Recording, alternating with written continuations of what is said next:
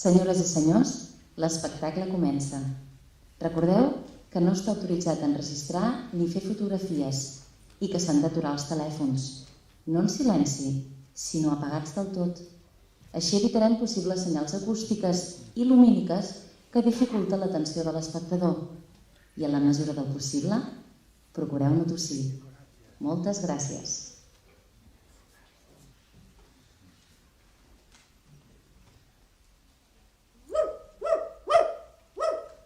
Merda, calla! Calla, t'he dit! Eren 4. Tots 4 manacorins. Vestien ben germans. Botes altes, calçons negres, camisa blava, boina vermella, corretges lluentes i pistoles. Eren 4. Tots 4 manacorins. Era l'hora baixa del tercer dia des desembarcament de Rojos en esport de Manacor. Eren 4. Tots 4 manacorins. Era molt bo de fer endevinar que aquells 4 homes blaus venien a cercar-me. Joan, ja són aquí, s'acosten. Joan, acota't, que no te vegin. Joan, venen a cercar-te. Què poden fer? Què trobes que han de fer? Va, per què no t'amagues? Escolta, pugen el sòtil. O a la portassa davall la paia. O en el corral darrere les figueres de moro. Escolta, fica't dins el rebost o no sé on, però fer via, que no te vegin. Ves! Tanmateix me trobaran. Però, Joana... Surt. I si demanen per jo, els dius que som aquí dins. Que entrin si volen res.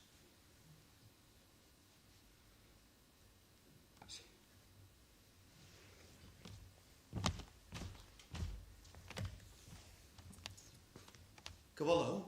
A on és el teu home? Brut, porc feixista de merda, tenc un escoll que el t'escopiria si pogués. Allà de dins, a la cuina. No diguis mentides que serà pitjor. Brut, porc feixista de merda, no te fies. Pitjor per què?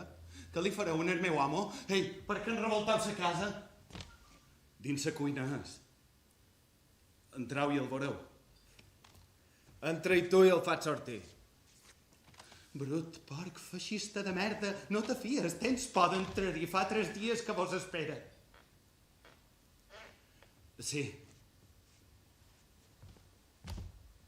Joan.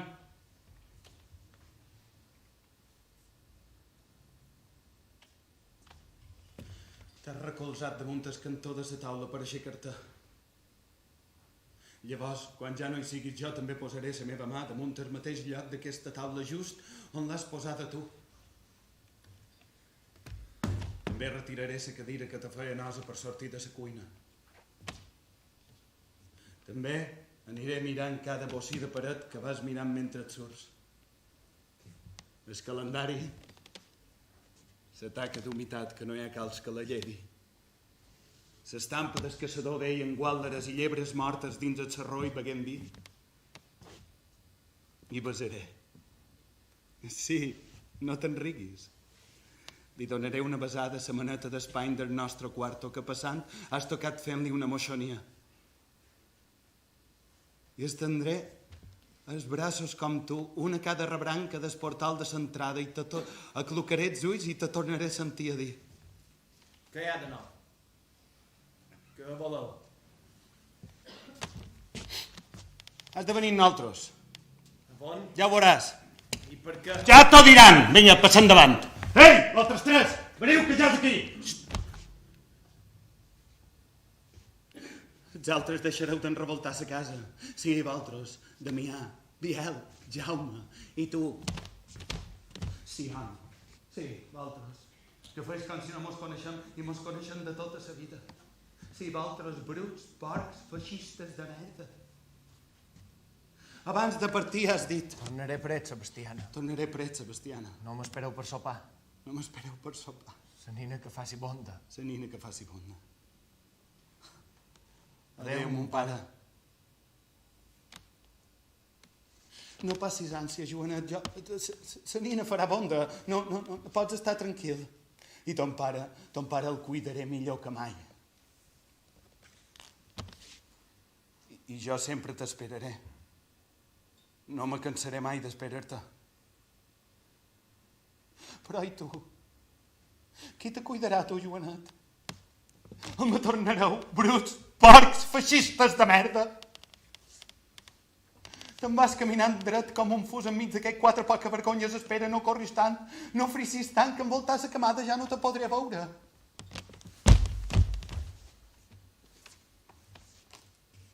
Així mateix t'haguessis pogut canviar els calçons, Joanet. Aquest que dut sempre t'han fet bossa darrere. Gira't. Joan, gira't, per què no te gires? Ja has voltat la camada i no te veig. No vull córrer darrere. No els hi vull donar greix en aquests bruts, porcs, feixistes de merda. No vull que passin gut de veure'm desesperada, tot lo desesperada que estic.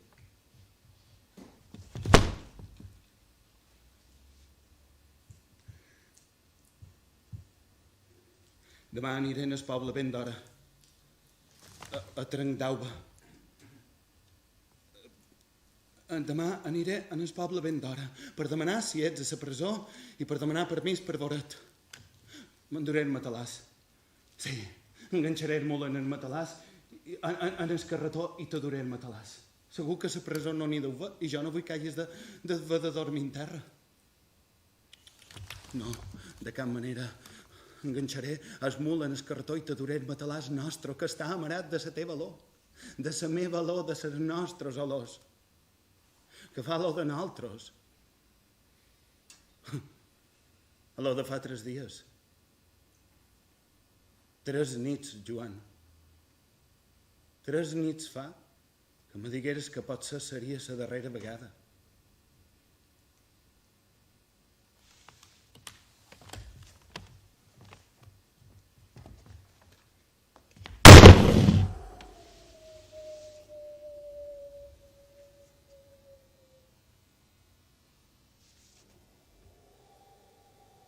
Damunt de tot i de tots.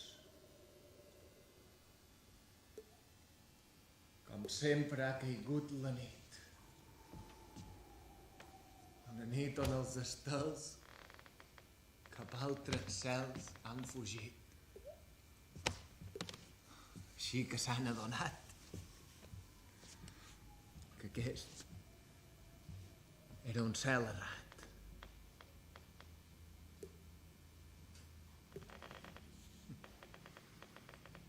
M'has hagut d'empresonar. M'has hagut d'empresonar, Martí de Ratana dels collons. M'has hagut d'empresonar per poder fer-te teu allò que saps que no ho és. Allò que era d'espits, de la llet de ma mare, que no era ta mare, malgrat donar-me mamar la mateixa llet que vaig mamar jo. Només que jo mamava llet de pobre. I en canvi en tu la llet de ma mare mudava i t'anaven al cap i te pujaven els fums per ser fill de Ratana. I això jo em manava la panxa que la repartia per les venes. Me feia créixer i tornar gran per continuar sent pobre i jornaler. Perquè jornalers ho continuàvem sent del sal de l'aigua, la terra. El bocí de terra que tu també vols, Martí de Ratana dels collons, fill d'una valenta puta assassí, que me faràs matar, és que ho sé cert que me faràs matar.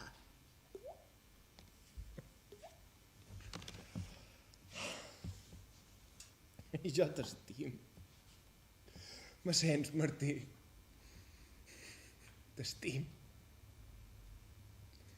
Encara que no ho vulgui, jo t'estim. T'estim i m'ho call, me menja els sentiments, el m'envia, en renec, batua d'ell i més me rebé.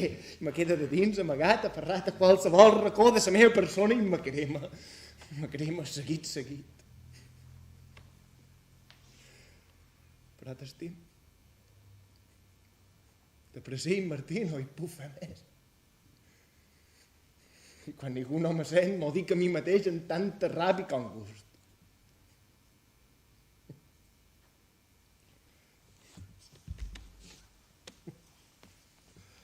Saps que me deia ma mare quan era petit? I ma mare me deia que sempre t'havia d'estimar, fos com fos, que tu eres el meu germà de llet i que t'havia d'estimar malgrat tot. Ma mare era beneita. Ma mare era molt beneita. Ma mareta era pobra i beneita. De petit sempre te vaig anar darrere.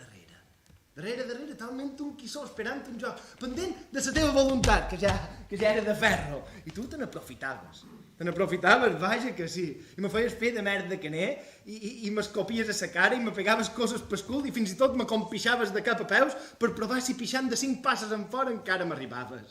Jo ho anava a contar a ma mare i ell me deia que no ploràs, que no fos tan missè, que això eren coses d'infants, coses d'en Martinet de Ratana, que és molt graciós.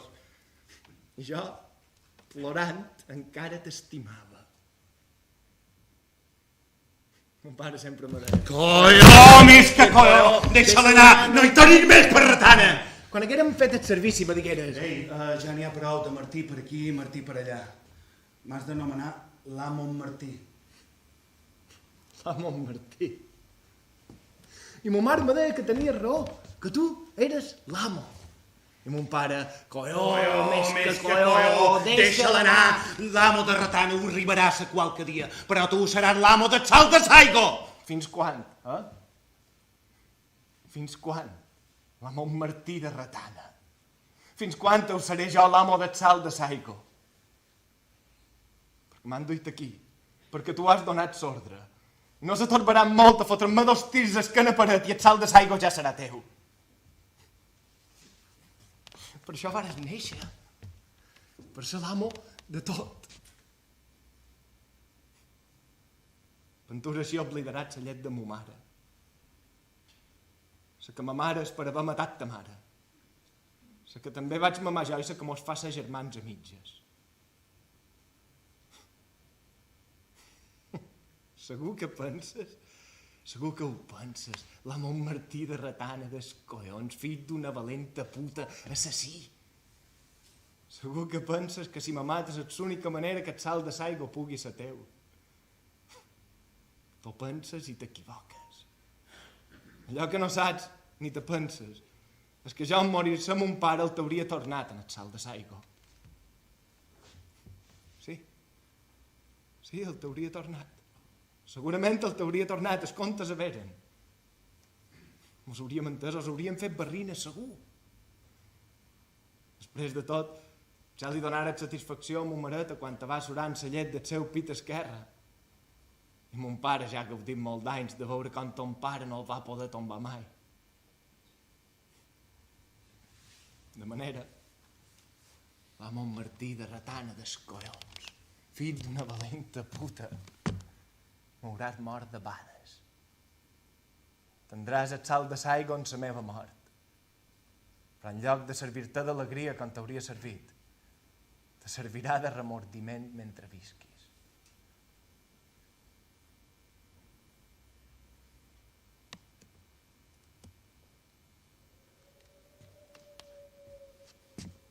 S'han pactat fosca i desig. S'han unit gemec i plor. I una mudida remor d'angúnia en el pensament. Juga entre el sí i el no. Dubta entre el fer i desfer. Tot és buit. Tot enfosquit. Res té color ni passat. Ni res no troba el seu lloc. I és així que a poc alens molt espaiats van morint-se dins la nit.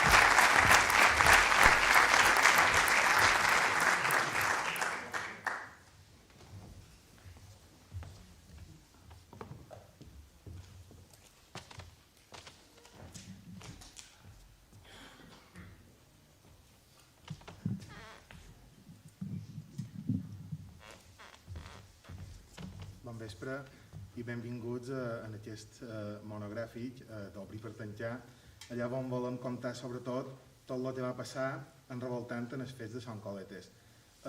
Primer de tot, agrair en el teatre la disposició per poder donar cabuda en aquesta activitat que organitza l'Escola de Mallorquí. I també en Salvador, en Tià i en Toni per haver volgut començar amb una peça teatral aquest monogràfic. Segurament el teatre a Manacor, sigui una altra d'aquelles coses que està impregnada precisament d'aquells fets de fa 85 anys. Si pensem en la producció teatral dels darrers 30, hi ha una gran quantitat d'obres que parlen sobre aquest tema. Sant Coletes, aquest estiu passat, arribam, obrim per tancar, però darrere això hi ha la feina d'entitats memorístiques. El Comitè de Sant Coletes aquí a Manacor és fonamental, que fins i tot quan era un fet marginal i un fet molt, no és com ara, que molta gent ho reclama, hi havia gent que estigmatitzava, la gent que reclamava que obríssim i que investigàssim el que havia passat, ells ja ho reclamaven, per tant, d'aquí i des d'aquí el nostre reconeixement. Després, Toni Tugores, imprescindible, conèixer, investigar, recollir, el cervellet de la cosa. Crec que som aquí per la feina que ha fet ell, Toni, el coordinador d'aquest monogràfic. I després les administracions que han sabut recollir el que demanava el poble. Una de les obsessions com a poble nostre que ha de ser obrir per tancar, però també comptar, i aclarir i explicar perquè no torni a passar. Podem parlar de memòria democràtica i podem parlar de necessitat de cercar responsables i d'explicar-nos què va passar, però també darrere això hi ha drets humans. Fa 3 dies coneixíem, i segurament ara en les busques m'ho explicarà, que s'havien identificat mitjançant proves d'ADN 3 cossos, i un d'ells era el de rellotger, i la seva filla encara viva, 85 anys després, ja sap on pot anar a deixar un ram de flors, en aquest cas a son pare. Crec que ningú pot estar en contra d'això. Llavors deixem en Toni Tugores i encetam Obrir per tancar. Gràcies.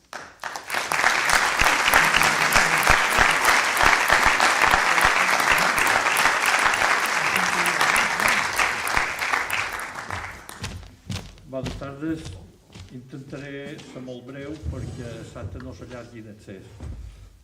Xep Busquets, Jordi Ramos i l'equip d'Àtids va iniciar l'estiu passat una excavació a Sant Coletes que en principi es presentava difícil i incerta degut als testimonis que des de sempre havien assegurat que les restes humanes havien estat eliminades en la construcció del nou cementeri.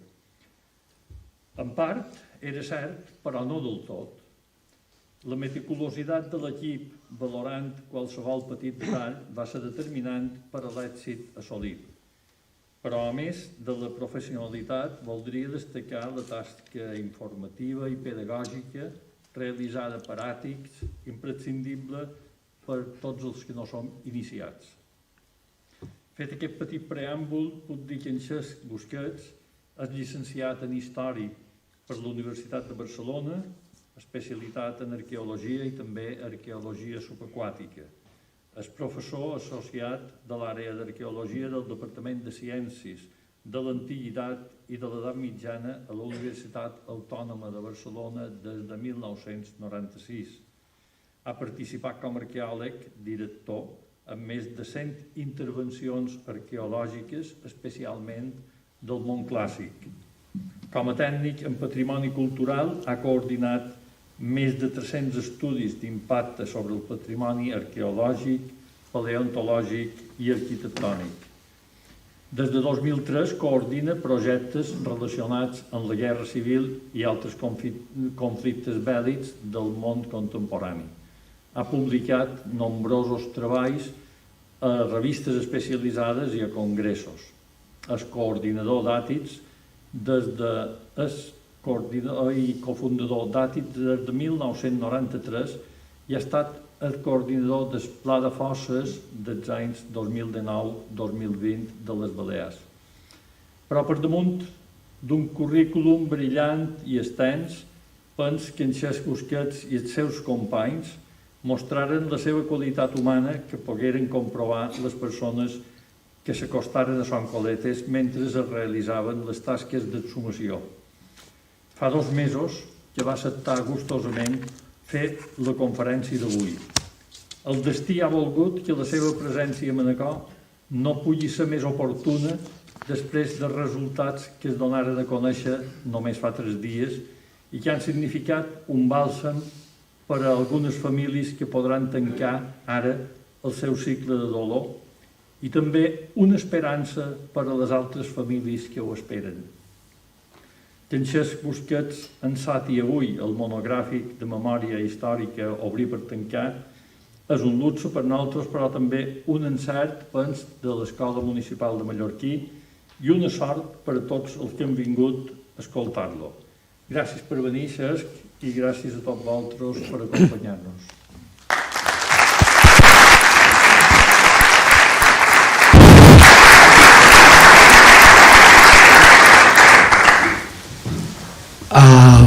Bon vespre a tothom. Gràcies per venir. Gràcies per aquestes paraules fantàstiques d'Antoni Tugores. Crec que no, tampoc em mereixo tant. Però bueno, sí que és un honor per nosaltres, per tot l'equip d'Àtics, poder inaugurar aquest cicle de la memòria, i crec que Manacor i l'Escola Municipal de Mallorquí ha fet un encert aprofitant just el moment per fer aquest curs, aquest monogràfic de memòria històrica, que a més, entre els seus ponents hi ha tota la gent que està treballant sobre el tema, crec, a les Illes Balears. Avui tenim l'honor de poder encetar aquest cicle, però us convido que no us perdeu totes les altres conferències, perquè crec que serà amb el valor d'escoltar tot aquest curs que podrem arribar a entendre i potser podrem arribar també a conèixer una mica més i a disfrutar de la nostra memòria històrica i entendre uns fets, perquè tal com ha dit l'Antoni, a veure si es poden no tornar a repetir. Dit tot això, la conferència d'avui una mica són coletes, i a mi m'agrada aquesta frase que vam idear amb Antoni, que deia la repressió al descobert. Però sobretot també m'agrada, i el que us he vingut a explicar avui, que el que estem fent és un projecte pluridisciplinar, sobretot per despertar silencis. Això que dèiem, per intentar que la gent coneguem, que no callem, que ja n'hi ha prou de tots aquests silencis que s'han estat 80 anys. I hem tingut la gran sort, i una mica espero que amb la conferència d'avui al final serà això, no només despertar silencis, sinó que retornar moltes vegades tota la pèrdua que han tingut algunes famílies durant tots aquests anys, no només de silenci, de callar, sinó de neguit, de cercar on estaven els seus familiars. Doncs una mica amb aquest ideari és el que Àtics i nosaltres vam començar a treballar, i sobretot aquest any hem treballat en el Pla d'Actuacions de Fosses 2019-2020 del govern i de la Secretaria Autonòmica de Memòria Democràtica. Penso que ha estat una aposta de govern molt valenta, també a les Illes Balears, que bianualment, ara ja s'està preparant el tercer pla de fosses, hi ha molt poques comunitats autònomes que tinguin aquesta continuïtat, i per tant jo penso que això ha estat un encert molt valent per part no només suposo que del govern, sinó que tot això ja arranca inclús de l'aprovació de la llei de memòria històrica el 2016 amb una majoria pràcticament absoluta en el Parlament autonòmic. Llavors, per tant, estigueu orgullosos aquí a les Balears, jo només us vull dir això. Nosaltres venim del Principat, i crec que a les Balears podeu estar molt orgullosos d'aquest pla de fosses. Doncs amb aquests pla de fosses que es convoquen bianualment, doncs vam optar-hi a Àtics i vam guanyar aquest concurs, vam guanyar aquest contracte i es tractava d'intervenir, aquí ho veieu, en aquest plànol, a diversos llocs de les Illes Balears, sobretot a Mallorca, però també a Eivissa i fer un estudi a Formentera, un estudi històric del cementiri de Formentera. I, per tant, dintre d'aquestes actuacions hi havia soncoletes. Per afrontar un estudi d'aquest tipus sempre s'ha d'afrontar des d'un equip. Jo avui estic aquí dalt parlant, xerrant amb vosaltres, fent aquesta conferència, però això no s'entén, és a dir, la nostra feina, i jo estic aquí representant a tot aquest equip. Realment és una feina d'equip, és una feina pluridisciplinar, per això us ho deia des del principi. No podem entendre això sense uns historiadors de darrere, sense uns arqueòlegs, sense uns antropòlegs forenses, sense un equip de genetistes molt eficients i, sobretot, també sense comptar amb el suport de tota la gent del territori, tant de les entitats memorialístiques com dels historiadors com dels propis governs. I quan en aquest cas dic del territori i governs, també vull fer un especial esment als ajuntaments. I ja que estem a Manacor, també un molt especial agraïment a l'Ajuntament de Manacor, que també es va creure aquest pla de fosses, que és essencial que els organismes públics es creguin la tasca que anem a fer, perquè per molt bon equip que siguem, si els polítics de torn no s'ho creuen, doncs malauradament moltes vegades defallim, o pot ser una cosa. Per executar el pla d'exhumació de Soncoletes, nosaltres partíem i vam tenir molt clar que havíem de treballar en equip i que havíem de treballar pluridisciplinarment, tal com us he anat dient. I com ho havíem de fer, això? Doncs a través de la documentació històrica, a través de l'arqueologia, a través de l'antropologia forense i a través dels estudis genètics i, sobretot, per arribar a l'últim pas, que és l'essencial. Penseu que aquests pla de fosses, aquests treballs no es fan res més que per intentar identificar víctimes i per intentar retornar identitats a aquestes víctimes i, sobretot, retornar consol i retornar justícia a les famílies que han tingut durant 84 anys, 85 ara ja, quasi bé, doncs familiars seus desapareguts, assassinats i desapareguts. Per tant, tota aquesta feina es tracta per arribar a aquesta identificació. Però per arribar a aquesta identificació hem de treballar d'aquesta manera, perquè si no és impossible. Sempre que s'ha intentat fer un treball només des d'un d'aquests aspectes, ha estat un treball moltes vegades coix, o moltes vegades no ha arribat a bon port. I què hem fet, o què vam fer? Doncs per treballar la documentació històrica, aquí a les Balears tenim un document que és importantíssim, que és el mapa de fosses comunes de Mallorca, un projecte que es va tirar endavant des de l'Associació de Memòria de Mallorca, que després va agafar el relleu al govern, que va agafar el relleu a la Secretaria Autonòmica, que és qui gestiona ara aquest mapa, diguem-ne, de fosses, i en aquest mapa de fosses què es feia, o què diu, què és aquest document?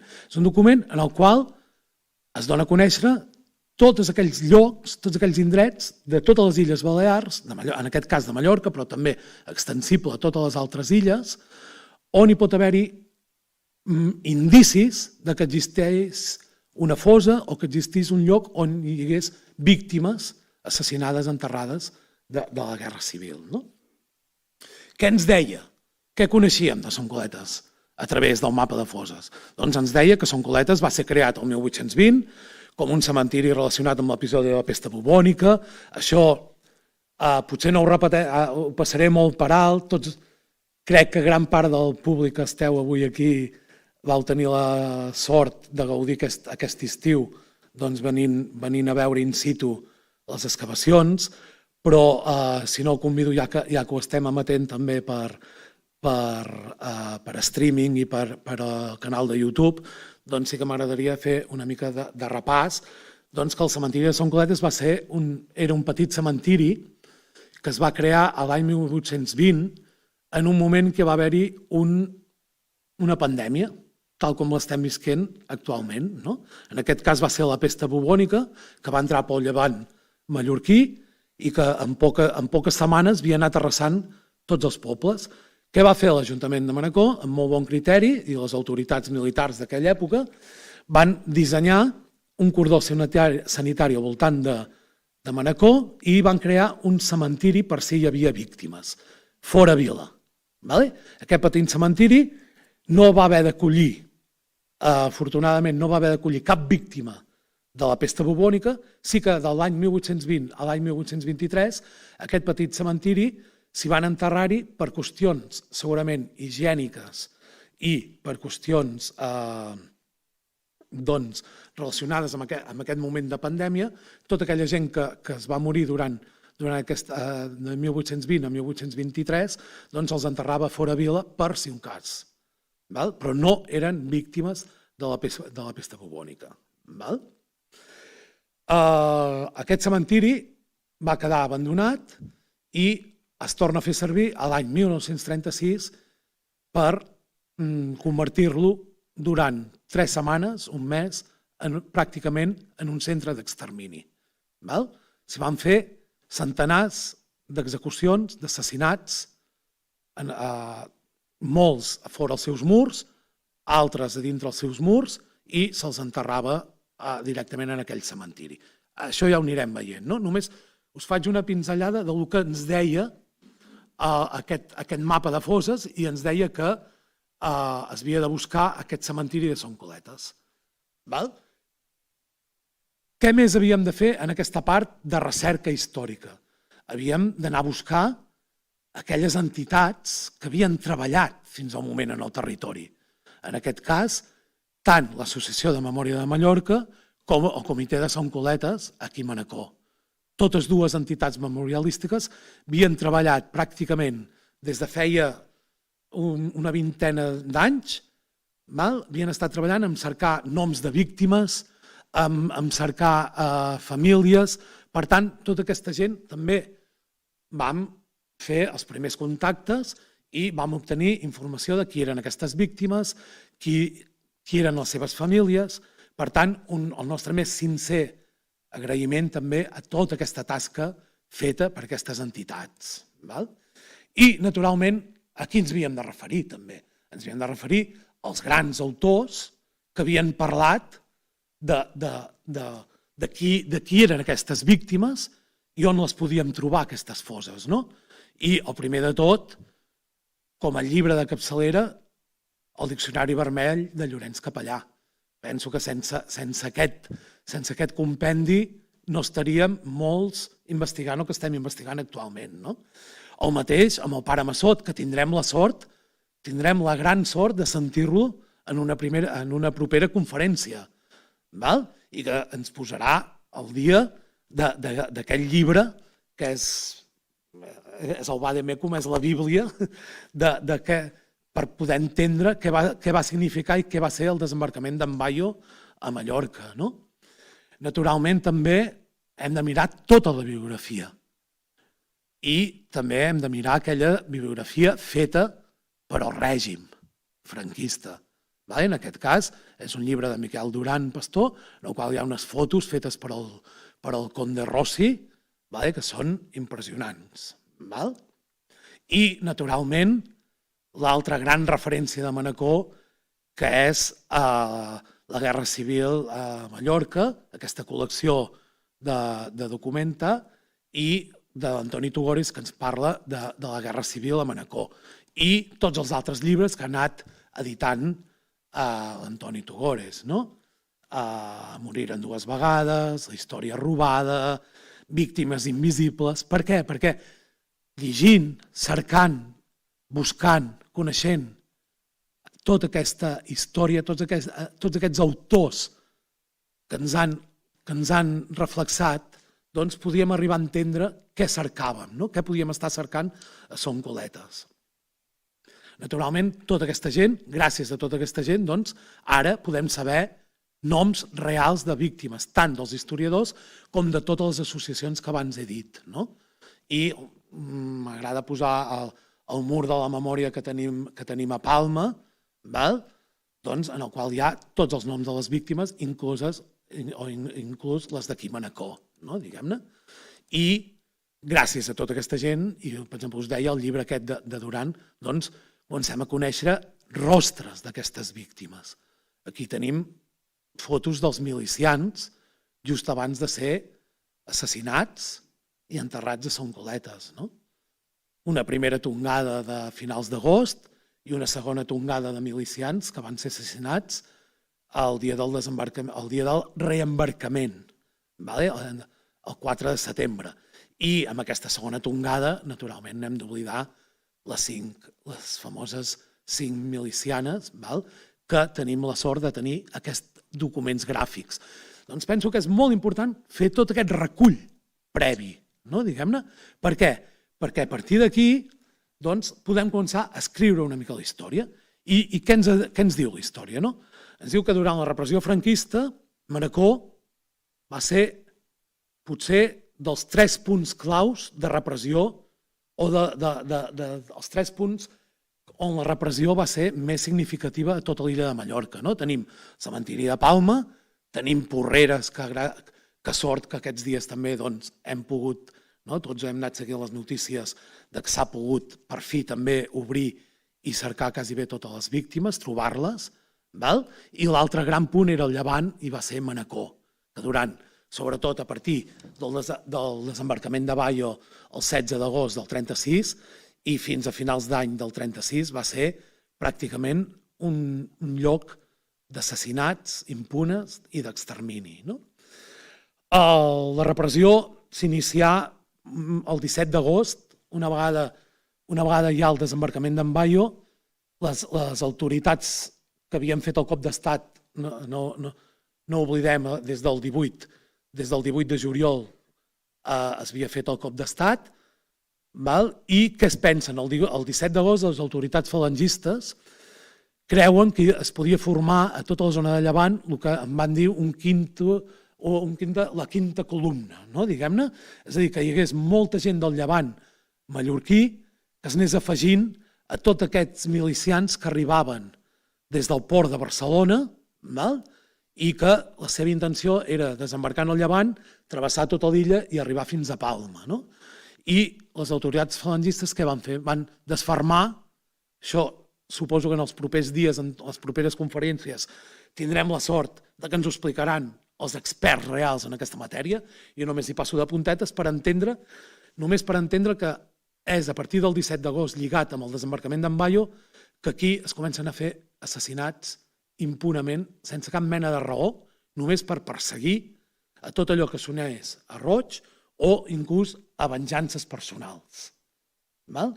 I va arribar a tal extrem, totes aquestes venjances personals, que durant els primers dies, a partir 17, 18, 19 d'agost, sobretot aquests 3 dies, la gent és assassinada aquí fora.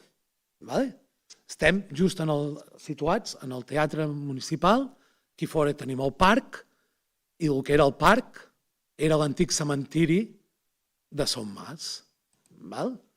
I el que sí que m'agradaria avui és, en primícia, presentar-vos sobre la fotografia de l'any 42, feta durant la Segona Guerra Mundial, doncs també el cementiri, aquí el tenim, el cementiri de Son Mas, tal com era. Aquesta és la imatge més semblant que podem tenir del moment en què es van fer aquests assassinats, aquestes cremes, just aquí davant. Just a tota aquesta zona, aquí, just a tota aquesta zona d'aquí davant. I això és l'actualitat d'aquest cementiri.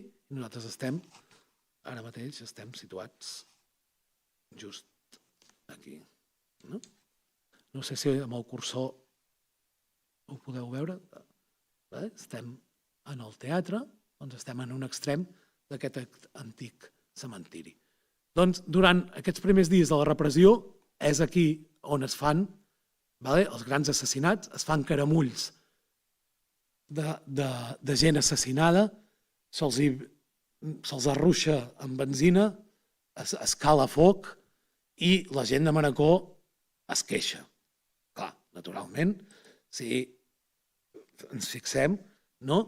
Hi havia molt poca distància entre aquests caramulls que devien estar encesos en foc i aquest cementiri i el poble, no? Diguem-ne. Per tant, la gent es queixa i és a partir del 24 d'agost que les autoritats militars decideixen traslladar aquestes execucions a aquest petit cementiri de Son Coletes. Totes les víctimes enterrades a Son Coletes són morts extrajudicials, és a dir, cap va tenir un judici. Són cadàvers trobats en diferents punts de la ciutat de Manacor o fora vila o en altres indrets, i tots ells assassinats impunament. Què passa? L'única cosa que teníem abans d'aquest estiu pràcticament era la fotografia aquella que us he ensenyat abans del 42 i aquest dibuix publicat a Perles i Cuevas als anys 80 per enllodrar i que ens ensenyava com havia de ser aquest antic cementiri de Son Coletes. Perquè què va passar? Va passar una cosa que aquell petit cementiri que havíem dit que es havia creat per la pesta bubònica de 1820 es fa servir com a lloc d'assassinats a l'any 1936, però a partir de l'any 1936 torna a fer-se servir només com a cementiri, és a dir, fer-se servir no, a continuar-se fent servir com el cementiri catòlic i com el cementiri municipal, el cementiri d'aquí, del Pla de Son Mas. Per tant, Son Coletes torna a quedar abandonat, i torna a quedar abandonat fins als anys 50, que l'Ajuntament de Manacor decideix que s'ha de fer un cementiri nou, apartat ja del creixement urbà que va tinguent Manacor, i decideixen recuperar aquell antic tancat, aquest quadrilàter que veiem aquí a les imatges, doncs tornar-lo a recuperar i fer-ne un cementiri nou. Doncs una mica tot això és el que l'arqueologia ens ha acabat ensenyant. I aquí tenim el Son Coletes actual i també hem de partir de la base que és a dir, els nostres treballs tenien uns antecedents, que va ser en l'anterior Pla de Foses, en aquest cas Aranzadi, que va ser qui estava executant l'anterior Pla de Foses, va fer un petit estudi de si era viable o no intervenir en aquest cementiri que s'havia creat l'any 57, doncs si podia haver-hi restes d'aquest antic cementiri de l'any 36. Es van fer una sèrie de sondejos, va semblar que sortien efectivament els morts relacionats amb el cementiri aquest de 1820, però es va començar a treballar en la troballa d'aquesta fotografia aèria de l'any 42, que vam tenir la sort, aquí teniu ja presentant els dos cementiris, el de Son Mas a dalt i el de Son Coletes aquí baix, en aquesta fotografia que vam tenir la sort que l'havia recuperat el catedràtic de Geografia de la UIP, el doctor Cels Garcia, al qual li donem les gràcies també per haver-nos ajudat, col·laborat i facilitat l'obtenció d'aquesta fotografia, i ell per un altre treball va aconseguir aquesta fotografia i els treballs previs d'Aranzadi ja l'havien començat a fer servir, però nosaltres vam fer un pas més i vam dir anem a jugar amb aquestes fotografies. Si l'única fotografia que teníem d'aquest cementiri d'abans dels anys 50 era aquesta, doncs a veure què ens pot donar. Aquí vam començar a ampliar aquesta fotografia, jugar amb el que nosaltres anomenem filtres i teledetecció, i aquí ja la veiem aquest antic cementiri, que és aquest puntejat vermell, sobreposat a la següent evolució de foto que tenim, que és de l'any 56, que ja s'estava construint el nou cementiri. Per tant, el nou cementiri de l'any 56 emmascara completament l'antic cementiri de Son Coletes. Per tant, teníem clar que si volíem cercar els morts de la Guerra Civil havíem de trobar l'antic cementiri de Son Coletes. Aquí tenim sobreposat l'antic cementiri sobre l'actual i el que vam dir, vam començar a jugar amb les imatges i si us hi fixeu, amb aquest tractament d'imatge aquí ja s'intueix. Ho veieu, una taca negra aquí al mig? Què podia ser aquesta taca negra aquí al mig? Gràcies a la recopilació dels historiadors com Antoni Tugores, sabíem que l'any 1922 l'Ajuntament de Manacor havia decidit posar una creu al mig d'aquest antic cementiri per recordar aquest quadrat que hem vist en el dibuix d'en Llodrà. Doncs l'any 1922 l'Ajuntament de Manacor decideix col·locar-hi just al centre una creu per una mica recordar que era un espai sagrat, que era un espai cementerial, no? Una mica com a reparació de memòria, una mica el que també estem intentant fer ara, doncs l'any 1922 també ho van intentar fer en aquells morts relacionats a l'any 1820, no? Diguem-ne. I per tant, nosaltres podíem intuir que aquesta taca negra d'aquí al mig fos aquesta possible creu que hi havia en aquest cementiri. I no només això, sinó que si ho veieu, al voltant de la creu començaven a sortir unes franges blanques i ens donava tot un espai, això a través de programes informàtics de tractament d'imatge, ens donava que hi havia tot aquest espai que semblava que a través de la fotografia de l'any 42 hi hagués hagut uns grans moviments de terra que encara no estaven, és a dir, tot el que està fosc al voltant és vegetació alta, tot el que és blanc és vegetació baixa o terra remoguda. Si això ho lligàvem i ens en tornàvem una altra vegada a les fonts bibliogràfiques que hem parlat abans i tornàvem a l'Antoni Tugores i tornàvem a recuperar totes aquestes memòries que es havien anat recollint, què es havia recollit com a font d'informació? Que al voltant de la creu, del mig de la creu de Son Coletes, es havien obert unes síquies, unes rases, que era on es havien assassinat la gent l'any 1936. I amb aquesta premissa se'ns va acudir la idea, o se'ns va obrir l'expectativa de dir i si tota aquesta taca blanca que veiem no era la terra remoguda per les síquies, que encara no havia tingut temps de créixer la vegetació a l'any 42. Amb aquesta idea doncs, vam fer aquesta primera interpretació de la creu aquí al mig, rases síquies al voltant. Això ho vam sobreposar sobre el plano actual i ens va donar que la creu ens sortia aquí i vam decidir cobriríem una sèrie de grans rases obertes per nosaltres per investigar el subsol a veure si teníem la sort de poder localitzar alguna d'aquestes restes d'aquest antic cementiri de l'any anterior a l'any 56-57 i, per tant, trobar el cementiri de l'any 36. Vam tenir també la sort de veure, si us hi fixeu aquí, que la creu queia just en una zona que actualment estava ajardinada. Aquí vam comptar amb la fantàstica i inestimable col·laboració de tot l'Ajuntament de Manacor en pes, la qual vull agrair a tots els seus regidors, perquè van ser uns dies que vam estar al peu del canó tots, buscant, cercant màquines, veure com podíem acabar de moure tota la terra. Per què? Perquè vam començar a moure terra, aquí al mig d'aquesta zona jardinada, aquí veiem els primers treballs, i vam començar a veure que la terra anava baixant i que el forat se'ns anava fent gros i que anàvem baixant metres i metres cúbics de terra. Però no tocàvem el terreny natural.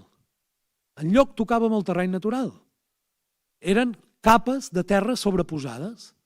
I, per tant, fins que no vam trobar el terreny natural, que aquí ho començàvem a intuir, pràcticament a 2 metres, 2 metres i mig, 3 metres de fondària, doncs no vam parar de moure aquesta terra. No? Per què? Perquè no enteníem per què es havia sobreposat tanta terra. I la clau ens la va donar quan efectivament, amb molt pocs centímetres de tot el joc aquest que havíem fet amb la fotografia, ens va sortir finalment el basament de la creu. Aquí tenim el basament de la creu, una vegada localitzada, excavada.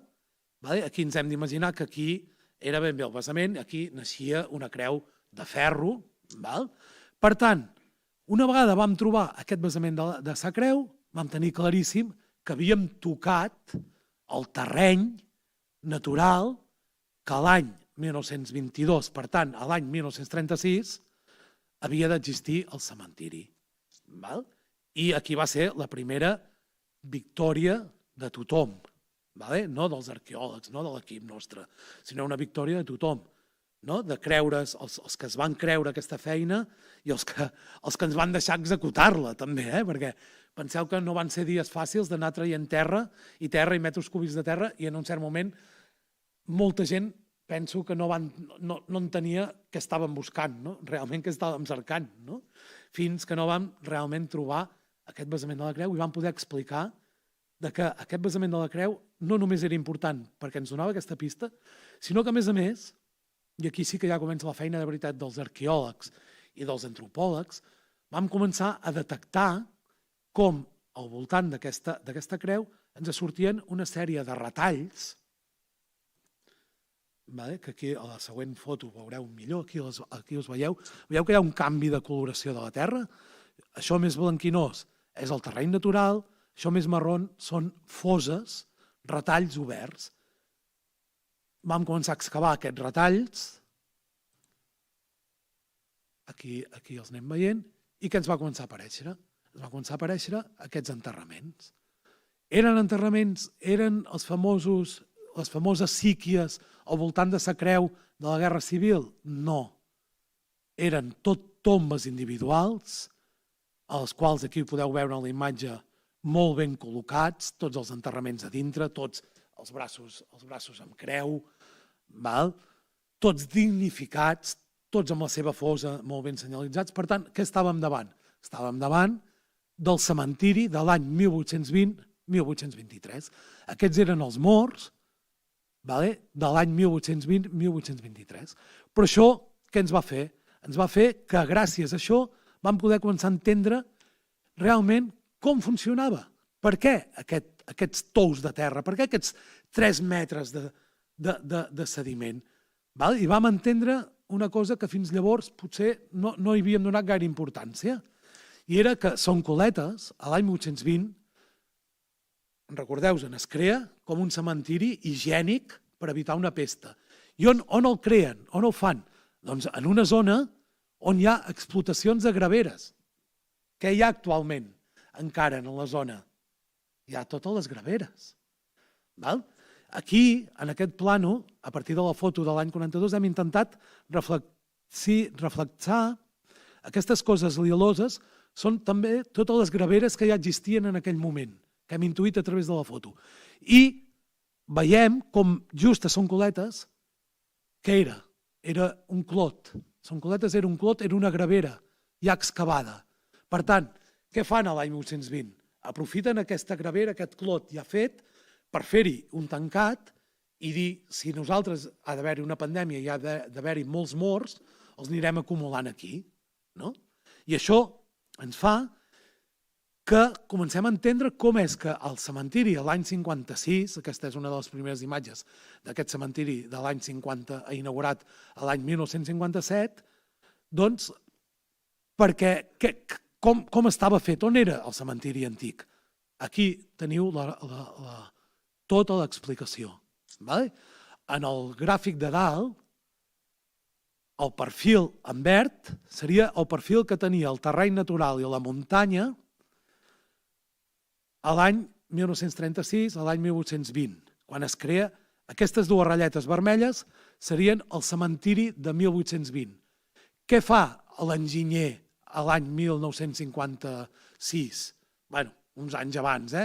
Les obres comencen a l'any 1953 i s'allarguen una sèrie d'anys. Què decideix? Decideix pujar tot el nivell, anivellar-ho amb el camí antic de Son Coletes i retallar un tros de la muntanya. De fet, si us hi fixeu, tota la part a darrere està retallat la muntanya. I què fa? Puja, sobrealça tot el nivell. I totes les criptes que tota la vida ens havíem pensat que el que havíem fet era excavar, que l'any 56 o els anys 50 el que havíem fet era excavar-les de dalt a baix, no. Ells comencen des d'aquest nivell vermell, que és el nivell aquest verd de dalt, i van acumulant tots aquests ratlletes que nosaltres hem dibuixat, eren les acumulacions que anaven fent per anar pujant nivells i pujar pràcticament aquests 2-3 metres, i anaven a la vegada que anaven pujant aquest nivell, anaven construint les criptes que ara són les actuals criptes de Son Coletes. Per tant, l'actual Son Coletes està aquí dalt. L'antic Son Coletes està aquí baix. Tenim 2 cementiris sobreposats, una sobre de l'altra. Quan vam entendre això, veritablement, com a equip, i en Jordi, que està aquí present, se'n recordarà, se'ns va encendre la bombeta i vam dir, ho tenim, és que els tenim, hem de saber trobar les síquies de l'any 1936. Per què? Perquè estava clar, ara per fi havíem entès com funcionava, com havien funcionat. Per tant, podíem tenir la sort de que entremig de cripta i cripta, que és en el lloc on podien quedar aquests nivells, doncs hi hagués aquesta sort. I així ho vam fer. I què vam fer? Vam obrir, entremig, aquest seria la creu, i vam obrir el passadís central i vam obrir aquest altre passadís entre cripta i cripta. Aquí tenim, i no es tractava d'obrir per obrir, sinó que obriríem en aquell lloc on sabíem que havia existit l'antic cementiri. Això és una imatge georreferenciada, que en diem nosaltres, és a dir, que té totes les seves coordenades, per tant, és una foto zenital retocada completament del cementiri actual amb el cementiri de l'any 1936 sobreposat aquí. Per tant, a partir d'aquesta imatge podem continuar cercant tot el que vulguem. Perquè dintre d'aquest recinte hi pot haver-hi qualsevol possibilitat de trobar restes de l'any 36.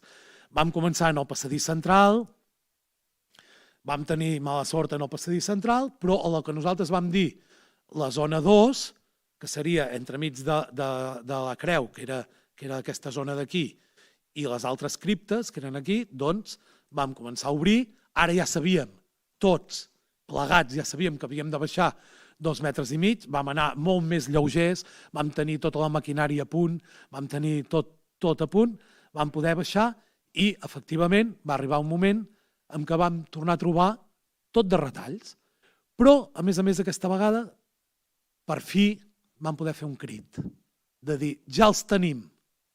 I, efectivament, a finals de juliol,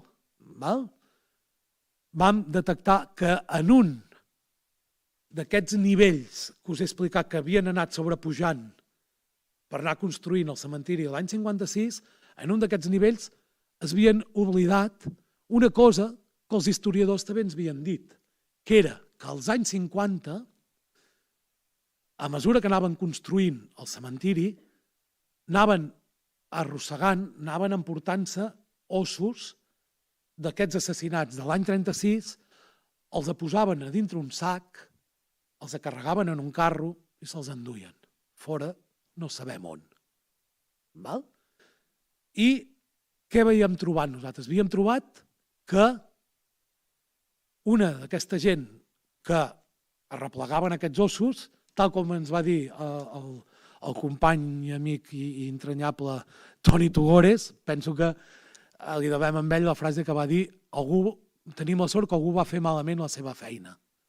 I, efectivament, aquesta gent encarregada de manllevar aquests ossos, a mesura que anaven excavant, que anaven fent aquestes criptes, perquè els hi feien nosa, segurament, doncs es va deixar dos sacs, dos bosses amb aquests ossos i els vam trobar.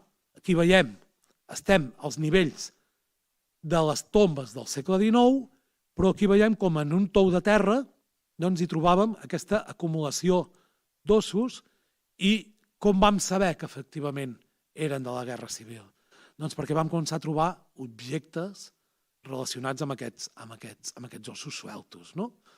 Aquí ja són les primeres visites oficials i, sobretot, si us hi fixeu, trobàvem restes esquelètiques en desconnexió perquè el que havien fet era arreplegar-los del seu enterrament original i posar-los sobretot a dintre un sac. Aquest sac s'havien oblidat, havia arribat un carro o un camió de terra i havia anat pujant aquests nivells i això havia quedat colgat.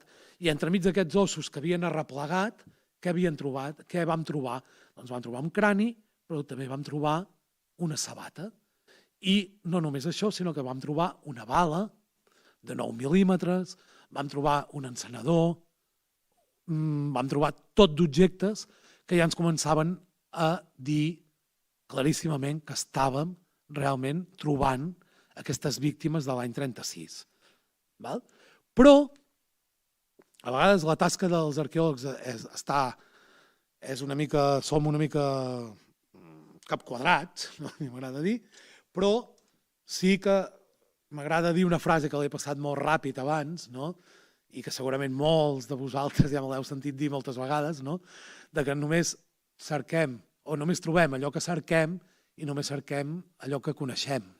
I en aquest cas sabíem que havíem de cercar síquies rases situades entremig d'aquestes tombes del segle XIX. I vam aconseguir trobar-les. És que el ratolí no em va bé.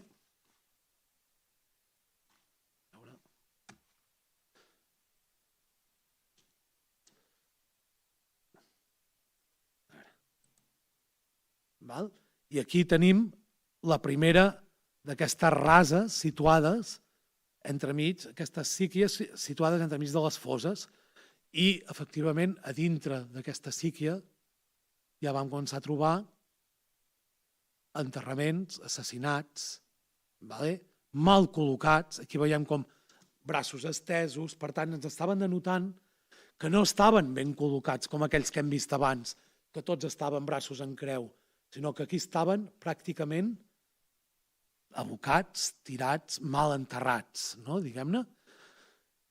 Uns ossos es sobreposaven a sobre dels altres, i aquí veiem, ja començàvem a tenir la cruesa davant dels nostres ulls. Efectivament, començàvem a tenir les primeres víctimes i com era d'important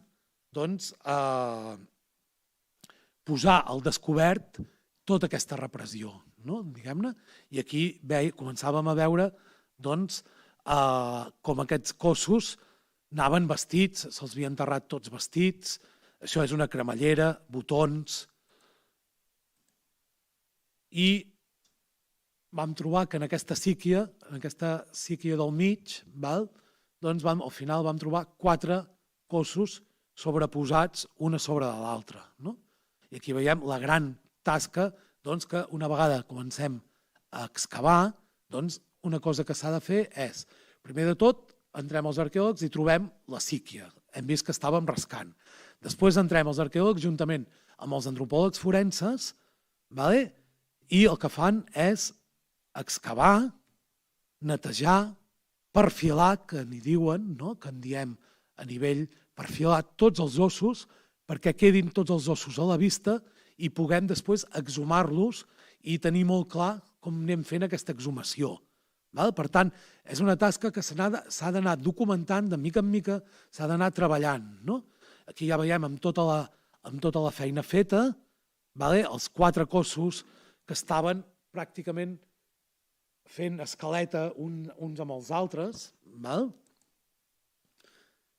I aquí veiem doncs, la segona síquia i com aquesta segona síquia que vam començar a excavar ens va començar a donar alguna cosa diferent. I era, de moment, aquí trobàvem uns nòduls de calç. Si us hi fixeu, això blanc era calç viva.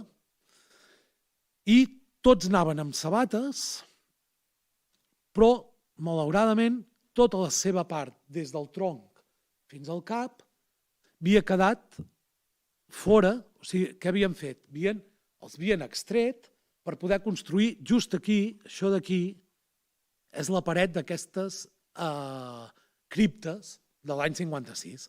Per tant, què feien als anys 50? Quan es trobaven un mort que els hi feia nosa de l'any 36, arrencaven aquells ossos que els hi feien nosa, tal qual sona, els posaven a dintre una bossa, un sac, i se'ls emportaven fora. Nosaltres vam trobar els sacs aquí, justament en aquesta zona al sud d'aquí. Per tant, podria molt ben ser, ara encara estem en un moment que encara ho estem acabant de comprovar, que alguna part dels ossos sueltos d'aquí poguessin ser les parts extretes d'aquí. Perquè els hi feien nosa. Però en aquesta síquia se'ns va donar també una primera gran sorpresa. Les antropòlogues, que per això és molt important comptar amb un equip pluridisciplinar, tal com us he dit des del principi, doncs és molt important tenir l'equip.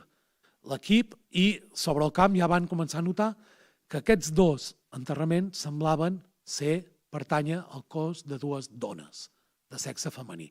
M'he oblidat de dir-vos que els 4 aquells primers que us he ensenyat abans eren tots masculins. I aquí vam anar excavant i, efectivament, el que ens vam donar compte era que aquests dos cossos femenins semblava que havien estat enterrats primer i que per sobre s'hi havien enterrat els altres cossos. Aquí veiem claríssimament com les cames de les dues dones es posaven per sota un tou de terra i que sobre aquest tou de terra hi havia els altres enterraments.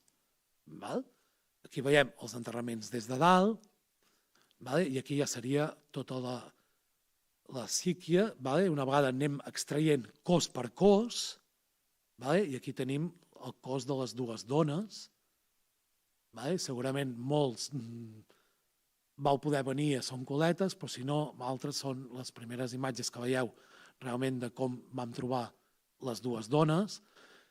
I, efectivament, el que ens vam adonar és que estaven cobertes parcialment, però sobretot tota la part dels cranis i de les cames estaven cobertes amb calç viva. Per tant, el que sabíem segur és que havien set 2 enterraments que els havien abocat aquí dintre aquesta síquia. Una vegada abocats a dintre aquesta síquia, hi havien tirat calç viva. Primer una i després l'altra. Per què? Perquè estaven sobreposades una sobre de l'altra i, a més, hi havia capes de calç entre una i l'altra. Per tant, era del tot... es corresponia del tot arqueològicament de que primer s'enterrés a una, després una altra, segurament d'una manera seguida, però no a la vegada. Aquí veiem fotos de totes les coses i potser una de les imatges més icòniques realment i que ens va sorprendre més és que quan vam poder treure aquests cossos que cobrien, que estaven per sobre els cossos de les dones, vam poder veure les cames de les dues senyores que estaven enterrades aquí, dels dos esquelets femenins, i en el qual un d'ells, la que semblava més jove, portava unes sabates de tacó. I aquí veiem un detall, i aquí veiem la sabata aquesta de tacó. I una altra gran sorpresa és que una vegada extretes les dues dones, en el formigó de la cripta hi vam trobar un altre crani. Per tant, i a més, que presentava uns orificis de bala molt clars. Ja veieu aquestes rodonetes d'aquí, ja en parlarem després, però es veia molt clar. Per tant, no hi havia cap mena de dubte de que es tractava, efectivament, de que encara per sota de les dones encara hi havia hagut un altre enterrament i que havia quedat malmès a l'hora de fer aquesta cripta als anys 50. I aquesta imatge m'agrada molt posar-la perquè és una mica el resum d'aquesta síquia, però a mesura una mica fem el que fem els arqueòlegs, doncs ho reconstruïm al revés. I aquí és la seqüència, us presentem per primera vegada una mica la seqüència de com van enterrar la gent. Primer de tot hi hauria aquest enterrament masculí, que segurament el seu cos estaria orientat cap aquí, que hi hauria les criptes. Per tant, de tot el seu cos només en queda el crani, tot l'altre cos es va perdre o van arrencar en el moment de construir aquesta cripta, però sí que han tingut la sort de tenir aquest crani. Un segon moment, per sobre del crani, hi van abocar-hi les dues dones amb calç, primer aquesta i després aquesta altra. Per tant, ja teníem 3 moments d'enterrament, teníem el crani que quedava per sota, la dona més gran, que era aquesta, la dona més jove, que era aquesta, per sobre d'aquesta hi teníem aquest altre enterrament, que era de sexe masculí, per sobre d'aquest un altre i per sobre d'aquest un darrer. I amb això completàvem els 6 enterraments d'aquesta síquia 2. I ja teníem 4 de masculins que havíem trobat a la síquia 1, més aquests altres que havíem trobat en aquesta zona.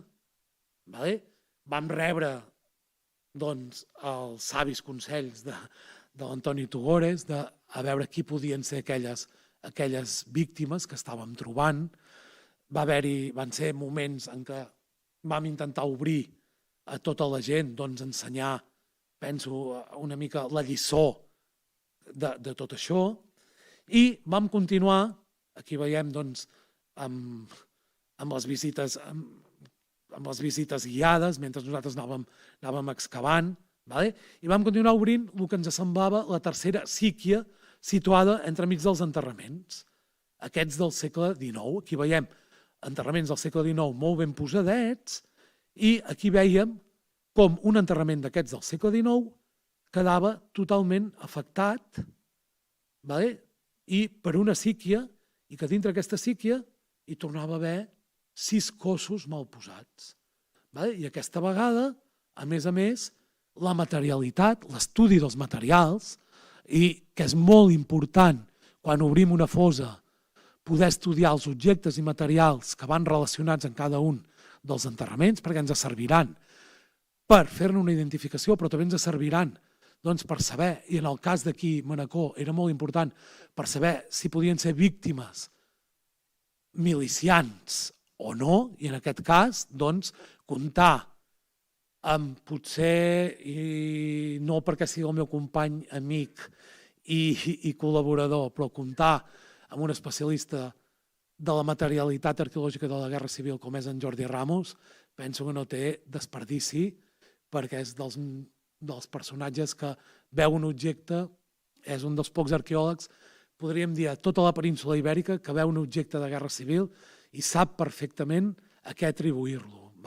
I comptar amb ell per fer una excavació d'aquest tipus és un luxe que no us ho podeu imaginar, perquè gràcies a ell, cada vegada que excavàvem i que excavem una cosa, tenim molt clar, i vam tenir molt clar que, si us hi fixeu, això ja són botes de mitja canya, quasi bé militars, amb alguna cosa, per tant, ja podíem estar parlant potser de milicians. I no només això, sinó que per el tipus de vestimenta, les cremalleres que portaven i, sobretot, per aquest individu, en el qual hi vam començar a trobar tota una sèrie d'objectes, que després veurem, però sobretot una sèrie d'insígnies que ens estaven denotant que segurament estàvem davant d'una fossa d'aquells milicians que hem vist en aquella foto d'abans. Aquelles 2 fotos que hem vist abans, alguns d'aquests milicians han de ser d'aquelles fotografies. Per tant, començàvem a poder casar la història, l'arqueologia i la realitat. I això penso que era començava a ser un dels grans triomfs de tots, diguem-ne, d'haver aconseguit aquest pas. Aquí veiem doncs, aquest personatge, que segurament era un milicià, com tot això ho havíem de portar super ben documentat, perquè això serà molt important per després, com van ser uns dies molt intensos que treballàvem a les nits. Aquí aquesta foto m'encanta perquè estàvem en el cementiri de Son Coletes sols, pràcticament a la nit, i era una sensació molt impressionant, però havíem d'acabar perquè a la que comences a treure objectes i has d'exhumar l'individu perquè no se'ns facin malbé els ossos, perquè si no després per fer l'estudi antropològic això va molt malament, diguem-ne. I aquí veiem doncs una altra vegada la successió aquesta d'enterraments. Aquest va ser el primer enterrament, després hi va haver-hi aquest, després hi va haver-hi aquest, després hi va haver-hi aquests peus, després hi va haver-hi aquests altres peus, que recordem que aquests i aquests, sobretot els anteriors, resta part del cos per excavar, perquè aquí se'ns acabava l'excavació d'aquest any, per tant, part d'aquests milicians s'hauran d'acabar d'excavar en la propera campanya que es faci a Son Coletes. Però sí que ja ens denotava que teníem això. I aquí unes fotografies aèries finals d'una mica com era tot, com havia quedat tota la zona. Em penso que aquestes fotografies són molt espectaculars i molt il·lustratives de realment com totes les fonts tenien raó i com era al voltant de sa creu naixien les síquies amb les restes dels assassinats. I com als anys 50 aquestes criptes el que fan és tallar, malauradament, aquests morts o aquestes síquies, tallar aquestes síquies, fer desaparèixer aquests morts que són els que hem trobat en aquells pilons. I aquí ja veiem una mica en Joan en fotografies sobreposades del moment d'això, i aquí hem fet una mica una selecció dels objectes que ens denoten des de bales, vaines de bala, que això és molt important, que és d'arma curta, si no vaig errat, Jordi? És d'arma curta aquesta vaina, i què ens està dient aquesta vaina? Aquesta vaina està trobada a dintre d'una de les síquies. Per tant, què ens està dient? Que eren assassinats a peu de fosa. És a dir, tenen tiro a peu de fosa, a la qual la vaina cau a dintre la fosa.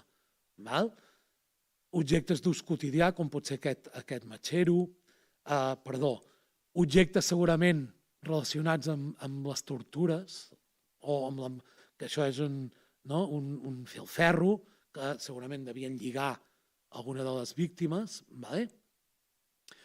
Però no només això, sinó també objectes de la vida quotidiana que ens serveixen per intentar cercar la identificació. Aquí tenim, més ben presentat, ja tenim la famosa moneda russa. Aquí és l'estat de la moneda, que encara no s'ha pogut restaurar, i aquí és tal com quedarà una vegada estigui restaurada. L'insígnia que portava aquest milicià, que era d'infanteria, i que denotava, per tant, un cert grau militaritzat, per tant, podríem estar davant potser d'algun instructor d'aquests milicians, potser un instructor vingut d'algun país de l'est, forces comunistes, penseu que molts de part d'aquests milicians eren d'estat català, eren de PSUC, eren anarquistes, però hi havia molta gent també comunista i que podien tenir inclús els seus possibles instructors militaritzats d'una certa manera i que tenien galons, podríem dir d'una manera, i aquest senyor ens demostrava que tenia galons, tenia aquestes insígnies, tenia aquesta moneda russa tenia aquesta boquilla per fumar i que a més està feta d'un material que és l'antecessor del plàstic i que a més també és l'antecessor de la baquelita. O sigui, l'antecessor del plàstic és la baquelita i abans de la baquelita hi ha una cosa que es diu bàquel, diguem-ne, que ve i que en aquest moment és pràcticament de fabricació de països de l'est. Tot això ho sé perquè el senyor Jordi Ramos, aquí present, m'ho explica. Vull dir, penseu que és ell que sap tot això i que ara així ho podem dir. I una mica, doncs, els objectes també personals que portaven aquests enterraments femenins. Les sabates, gafets de la roba interior i els nòduls de calç. Tot això ens ha de servir per arribar al següent pas, que és l'antropologia forense. Això ho passaré molt ràpid, perquè una mica ja hem anat veient les imatges. El que vam fer va ser, el que fa l'antropologia forense, què és? A partir d'aquestes restes que nosaltres havíem excavat, que els antropòlegs havíem exhumat, que havíem tret, al laboratori, què fa? S'estudia. I s'estudia els ossos per saber-ne totes les característiques físiques que podia tenir cada una d'aquestes víctimes. Per què? Perquè després, amb el següent pas, que serà amb les entrevistes amb les famílies, doncs poder mirar a veure si alguna d'aquestes restes òssies casa amb alguna d'aquestes característiques físiques que ens diuen les famílies. I a part, també ens serveix per averiguar moltes més coses. I en aquest cas, per exemple, de les dues dones vam poder averiguar com segurament totes dues presentaven lesions perimortals compatibles completament amb ferides de bala,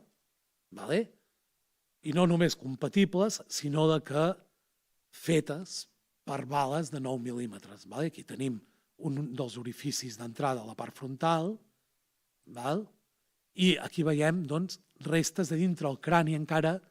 De fet, dintre el crani vam trobar allotjat el projectil. I això és la taca verda que deixa sobre l'os el pas dels anys d'aquest projectil.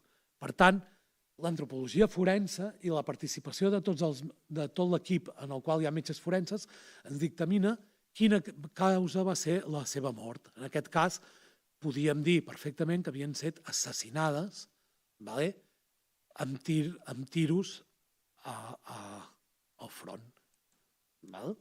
El mateix de cada un dels individus estudiats.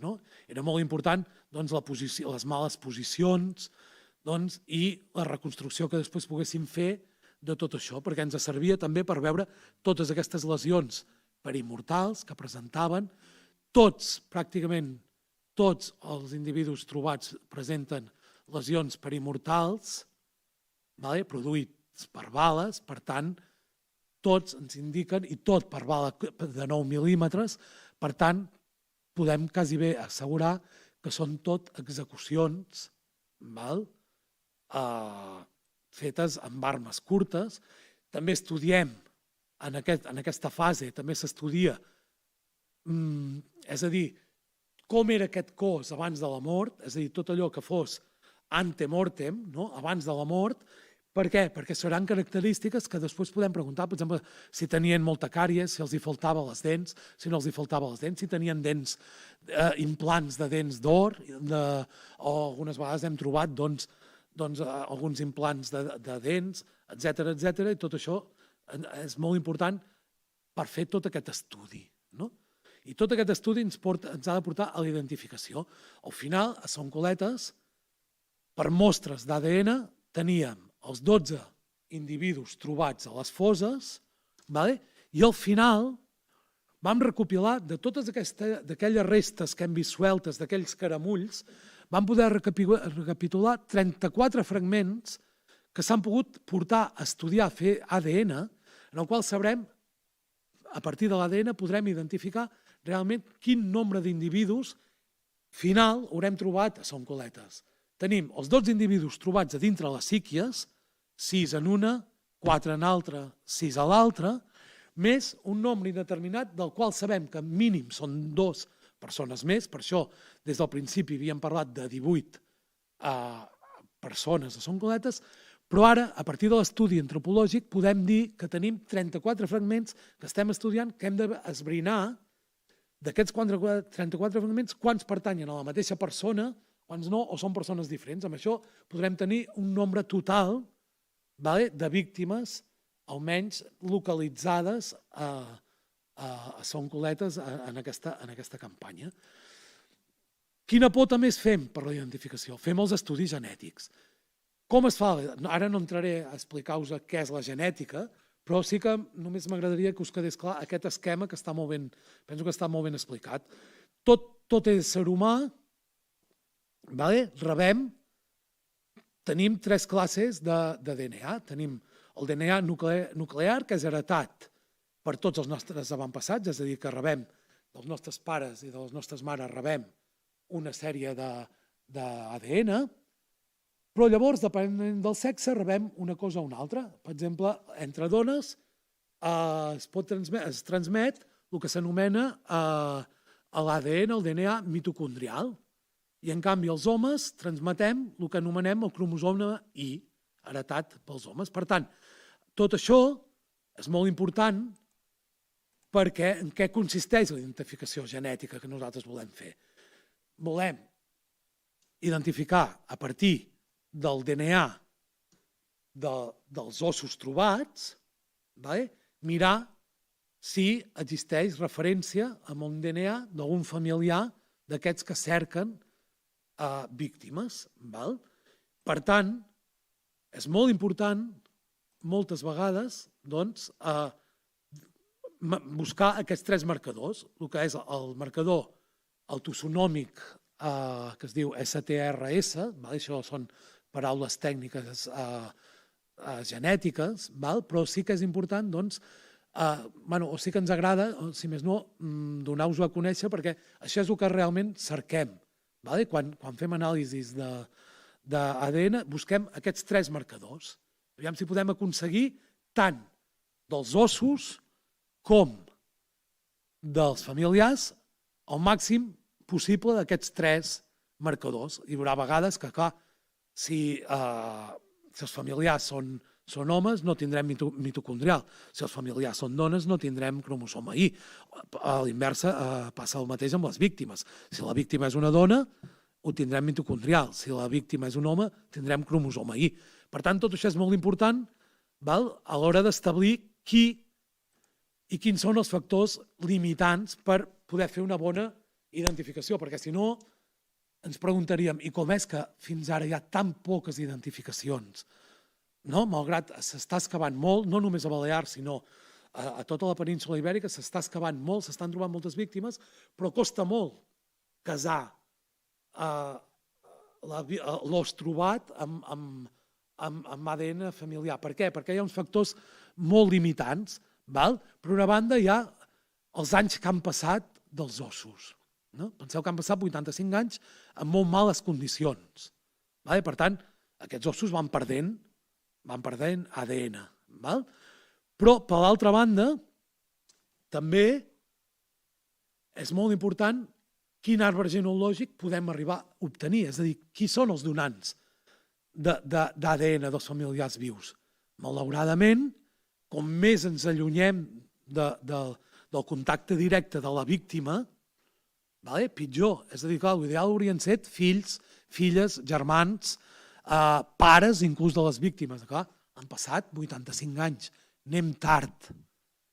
No només anem tard políticament, anem tard a nivell genòmic, també, no? Perquè què ens passa?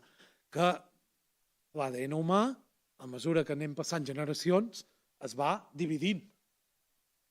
És a dir, no és el mateix ADN que tenien els nostres pares, nosaltres hem heretat el 50% dels nostres pares, és a dir, etcètera. Per tant, és un escalofó enrere.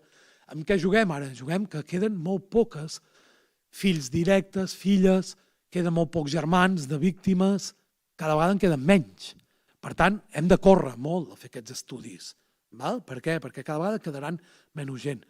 Amb tot això, amb tots aquests condicionants, el que no hem de caure mai és en què lograrem trobar-los. I per tant, es va activar una crida per part del govern, per part de l'Ajuntament, per part de les entitats memorialistes, tant Associació de Mallorca com Comitè de Songoletes. Vam crear una llista de possibles familiars que els podíem cridar que vinguessin a fer-se aquestes proves d'ADN. I, efectivament, al mes de setembre van venir aquí a Manacor i què se'ls feia a cada família? Doncs se'ls demanava l'arbre genealògic, perquè era molt important per veure això, per veure quins marcadors podíem arribar a obtenir. I a partir de tenir aquest arbre genealògic es feia mostres de mucosa bucal, aquelles parts de les famílies o aquells familiars que creien més adients. I aquí veiem, doncs, realment què fèiem. Es va fer aquesta crida, vam treballar tot l'equip d'arqueòlegs, antropòlegs i genetistes molt durament durant aquells dies, es fabricaven arbres genealògics, es feien les entrevistes a la gent, es feia l'anàlisi de mucoses vocals en aquells familiars que eren efectivament, podien donar ADN, i tot això s'entrava en una base de dades molt important per no perdre tota aquesta informació. I en aquesta base de dades tant hi sortia les dades de la víctima que cercàvem com de tota aquesta gent, familiars, que ens aportaven informació. Penseu que molta gent ens va aportar fotografies, escrits, tot això que ens havia de servir després, sobretot, per fer el següent pas. Que el següent pas de la genètica, què és? És anar als laboratoris, sobretot 2 laboratoris separats, sempre un per l'ADN antic, és a dir, l'ADN dels ossos, i un altre per l'ADN dels vius. Per tant, mai és molt important seguir una cadena de custòdia genètica que no es barregin mai les dues coses. Per tant, en aquest cas, els laboratoris tant de l'Autònoma com de la Universitat Pompeu Fabra a Barcelona van ser qui han portat a terme aquestes analítiques en espais separats, evitant les fonts de contaminació. Què es feia? S'extreia ADN dels ossos, s'analitzaven els marcadors que hem parlat abans, els STRS, els cromosoma I i els mitocondrials, tots 3, es feia una interpretació dels resultats, es comparava amb aquesta base de dades i es deia quina possibilitat de coincidència hi havia. Això ja és l'exemple real de l'extracció de mostres de soncoletes tant dels ossos com de les famílies. Si us hi fixeu, són tot codificats, no hi ha, això és molt important, sempre seguir la cadena de custòdia i tenir sempre uns codis que identifiquen i que mai no sabem, ni nosaltres mateixos, ni els laboratoris, ni ningú sap què estan analitzant. Per tant, això és molt important, seguir tota aquesta cadena de custòdia, i aquí és molt important. Recol·lecció de les mostres, el laboratori, i és la informàtica que ens diu, quan surten les mostres del laboratori, es mostren i ens diu quin grau d'alta probabilitat de coincidència hi pot haver-hi amb la relació filial entre la genètica que fem dels ossos amb la genètica que hem tingut dels éssers vius. I molt grat anunciar-vos, com ja sabeu, però per primera vegada públicament, presentar-vos com hem pogut lograr que d'aquells 2 cossos que nosaltres vam excavar, que eren 2 dones, l'estudi antropològic va convertir aquesta excavació, els va convertir en aquests 2 esquelets que els van poder estudiar totes les seves característiques físiques. A través de mostres d'ADN de familiars i a través de l'anàlisi genètic hem pogut identificar, finalment, que aquestes 2 dones eren la Francesca Sales Llull i la Francesca Llull Font. Per tant, qui eren? Eren una mare i una filla. Detingudes el 19 d'agost de l'any 1936 a Manacor, portades a la presó de Manacor i assassinades a Son Coletes. I, per fi, una mica tot aquest rotllo que us he estat explicant arriba a un sentit. Té sentit. El sentit té poder fer aquesta identificació. Té tot el sentit del món. És a dir, cap esforç haurà estat en va per haver arribat en aquesta identificació. I no només aquesta, sinó que, si us en recordeu, aquell cos que hem dit que les seves sabates estaven just per sobre les sabates de la dona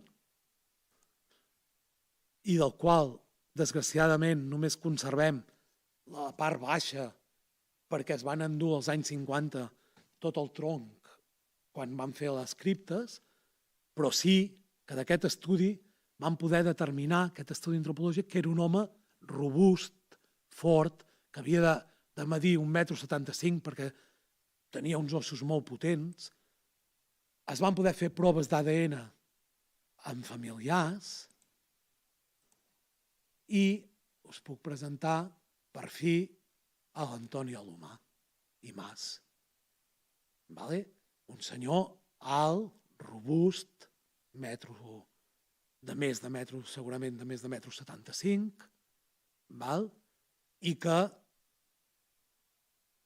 aquella foto pertany a aquesta altra foto que va estar injustament segrestat i assassinat juntament amb la seva dona i que va deixar orfes a dues filles, de la qual tenim la sort que la filla petita encara està viva. I només per aquest fet crec que ja es mereix absolutament, val la pena i ha valgut la pena qualsevol esforç per part de tothom. I amb això em vull despedir de vosaltres i, bueno, si qualsevol cosa, una mica aquí estem.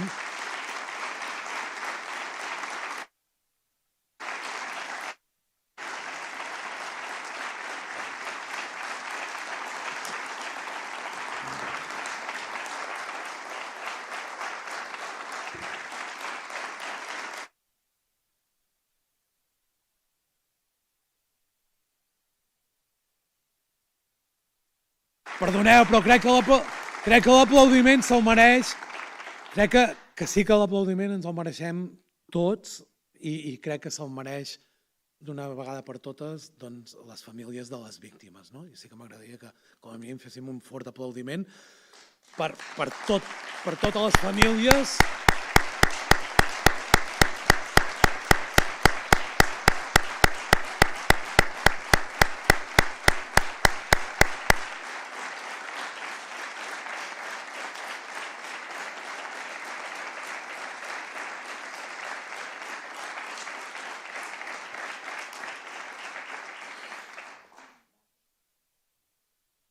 Sí que en tu i per t'escoltar. I gràcies a tots vosaltres per ser aquí avui vespre amb nosaltres i us esperam dilluns que ve aquí mateix, en el teatre del 7, a la conferència La Segona República, preludi d'un conflicte d'Antoni Tugores. Moltes gràcies a tots i a totes.